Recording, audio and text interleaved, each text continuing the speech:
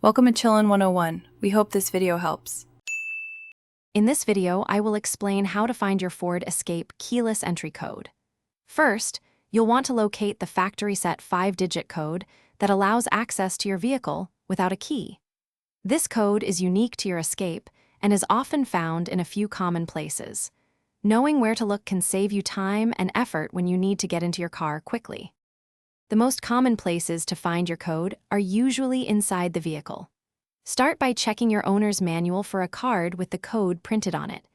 If it's not there, look for a sticker in the glove compartment or on the passenger side, underneath the glove box, often on the smart junction box or fuse box. These are the quickest spots to check. If you can't find the code in the physical locations, don't worry. Many newer Ford Escapes allow you to retrieve the code through the infotainment system's settings menu. If that's not an option, a Ford dealership can provide the code using your vehicle's VIN, though there may be a cost. A professional locksmith might also be able to help program a new one. Once you have your 5-digit factory code, you can use it to unlock your Ford Escape. You can also program your own personal 5-digit entry code for convenience. If you ever forget your custom code, you can easily reset it using the original factory code. This gives you flexibility and security for your vehicle.